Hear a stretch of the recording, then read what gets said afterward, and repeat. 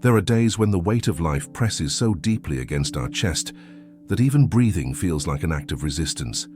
Days when the silence of God is deafening and hope seems like a distant whisper. We ask ourselves, why am I still trying? What's the point in continuing? But here's the truth. The road doesn't end in the valley. We weren't made to camp in shadows. We were made to pass through them. There's a divine rhythm hidden in the struggles.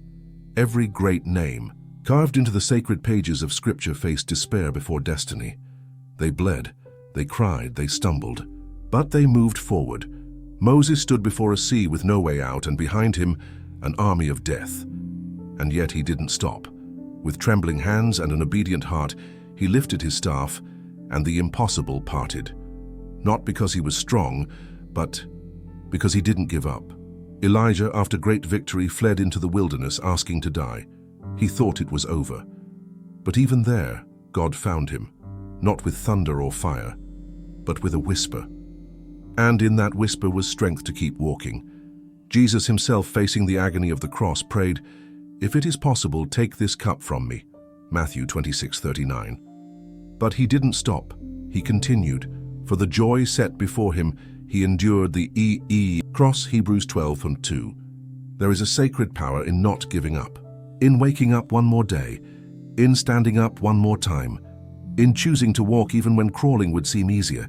The pain you feel now is not your prison, it's your passage, a sign that you are in motion, and motion means you haven't been defeated.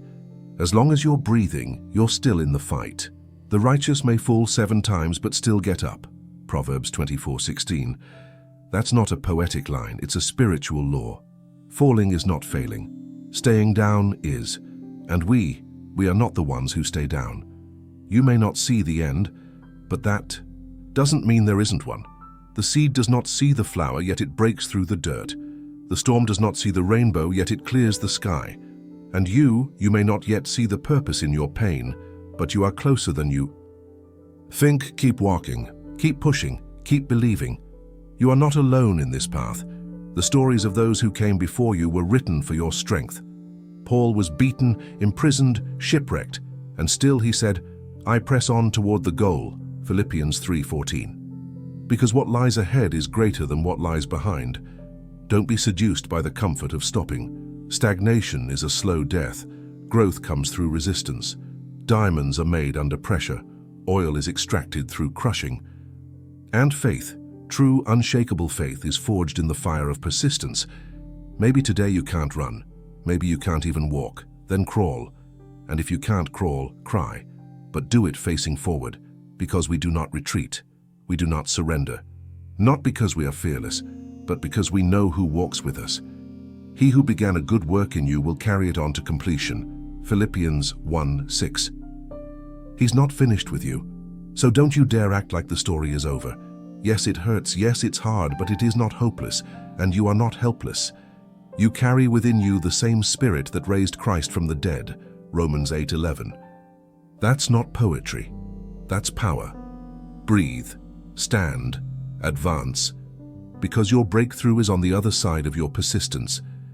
We rise not by avoiding the fire, but by walking through it. And when we walk through, we emerge transformed, stronger, wiser, more whole.